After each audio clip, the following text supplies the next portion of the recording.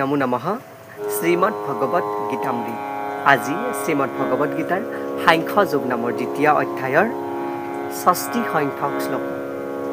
শ্লোকভাগী হৈছে এনেধৰণৰ: য়ত্ততো হ্যপি কৌন্তেয় পুৰুষস্য বিপশ্চিতঃ ইন্দ্ৰিয়াণি প্ৰমাথীনি হৰন্তি প্ৰসভং মনঃ।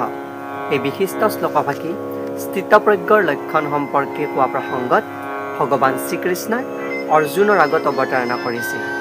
শ্লোকভাগীৰ অসমীয়া অৰ্থ হৈছে এনেধৰণৰ: হে অৰ্জুন বা কৌন্তেয়, ইন্দ্ৰিয়বিলাক ইমানেই শক্তিশালী আৰু উদ্ধাউল যে আনকি বিবেকসম্পন্ন লোকেজনেও সিহঁতক সংযত কৰিবলৈ চেষ্টা কৰা সত্ত্বেও সিহঁতে মনটোক বলেৰে হৰণ কৰি নিয়ে।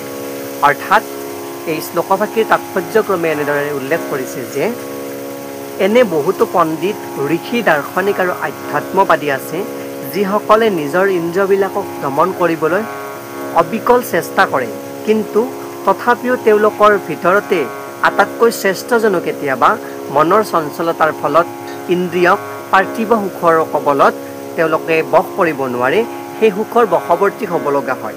আনকি বিশ্বামিত্ৰৰ দৰে এজন মহান ঋষি আৰু পৰম যোগীয়েও বহু ধৰণে কঠোৰ তপস্যা আৰু যোগৰ সাধনা কৰি ইন্দ্ৰিয় নিগ্ৰহৰ অভ্যাস কৰি থকা সত্ত্বেও মেনকাৰ আকৰ্ষণত পৰি যৌন সুখৰ স্বাদ লাভ কৰিবলৈ বাধ্য হৈছিল, আৰু সেই যৌন সুখ লাভ কৰাৰ ফলতে আমাৰ সকলোৰে পৰিচিত শকুন্তলাৰ জন্ম হৈছিল। আৰু সেই শকুন্তলাৰ পৰাই দুষ্যন্ত শকুন্তলাৰ, কালিদাসকৃত দুষ্যন্ত শকুন্তলা নাটকখনৰ কথা সকলোৱে গম পায়। তাৰ পৰা আমাৰ ভাৰতবৰ্ষৰ শ্ৰেষ্ঠ ৰজা ভৰতৰ জন্ম হৈছিল, অৰ্থাৎ সৰ্বধৰ্মনৰ জন্ম হৈছিল।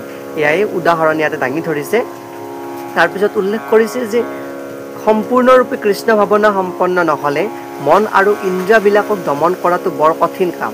সেয়েহে মনটোক কৃষ্ণৰ চিন্তাত ব্যস্ত নাৰাখিলে এনে ইন্দ্ৰিয় সুখৰ অন্বেষণৰ পৰা বিৰত হোৱাটো বৰ টান কাম। এই ক্ষেত্ৰত য়ামুনাচাৰ্য নামৰ এজন পৰম সাধু ভক্তই এই বৰ উপদেশ দৃষ্টান্ত আগবঢ়াইছে তেওঁৰ বিশিষ্ট গ্ৰন্থত। সেয়া হৈছে এনেধৰণৰ: য়দৱধি মম চেতঃ কৃষ্ণ পদাৰবিন্দে নৱ নৱ ৰসধা মনুন্যদাতম ৰন্তু মাসিত তদৱধিৱত নাৰী সংগমে স্মৰ্যমানে ভৱতি মুখ বিকাৰঃ সুষ্ঠু নিশ্চীৱনংশ। এই শ্লোকভাগীৰ অৰ্থ এনেধৰণৰ: যেতিয়াৰ পৰা মোৰ মনে নতুন নতুন ৰসৰ আশ্ৰয়স্বৰূপে কৃষ্ণৰ চৰণ কমলৰ চিন্তা কৰিয়ে আনন্দ পাবলৈ উদ্যত হৈছে, তেতিয়াৰ পৰাই নাৰীৰ লগত সংগমৰ কথা মনত কৰিলেই মোৰ মুখখন কোচ খাই আহে আৰু মই থুই থুই কৰিবলৈ ধৰোঁ। অৰ্থাৎ যেতিয়াৰ পৰা তেওঁৰ মনত কৃষ্ণ ভাৱনা জাগ্ৰত হৈছিলে, তেতিয়াৰ পৰা তেওঁৰ মনত যদি ইন্দ্ৰিয় সংযম বা নাৰীৰ কথা মনলৈ আহে, তেতিয়াই তেওঁৰ মুখখন কোচ খায়, বা কামনাৰ বশৱৰ্তী হ'বলৈ যেতিয়া তেওঁৰ মনলৈ ভাৱ আহে, তেতিয়া তেওঁৰ মনটো কোচ খাই যায়, বা মুখখন কোচ খাই যায়, বা ইন্দ্ৰিয়সমূহ কোচ খাই যায়, আৰু নাৰীৰ প্ৰতি আসক্তটো অনাসক্ত হৈ পৰে। সেয়েহে ইয়াতে উল্লেখ কৰিছে যে কৃষ্ণ ভাৱনামৃত এনে এটা পাৰ্থিৱ বা অপাৰ্থিৱ মধুৰ বস্তু যে ইয়াৰ উপস্থিতি পাৰ্থিৱ আনন্দসমূহ স্বভাৱতে অৰুচিকৰ হৈ পৰে। সেয়েহে ইয়াতে উল্লেখ কৰিছে যে মহাযোগী প্ৰভু এজনৰ পৰা অম্বুৰীছে দুৰ্বাসা মুনিৰ দৰে মহাযোগী এজনকো পৰাভূত কৰিব পাৰিছিল। অম্বুৰীশ অৰ্থাৎ মহাপ্ৰতাপী ৰজা।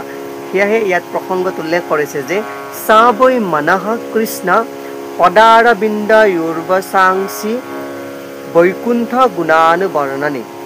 সেয়েহে এই বিশিষ্ট শ্লোকভাগীৰ দ্বাৰা স্থিতপ্ৰজ্ঞক অংকিত কৰা প্ৰসংগত এই বিশিষ্ট শ্লোকভাগীৰ অৱতাৰণা কৰিছে। এয়েই উক্ত বিশিষ্ট শ্লোকভাগীৰ সৰল গুঢ়াৰ্থ। ধন্যবাদ।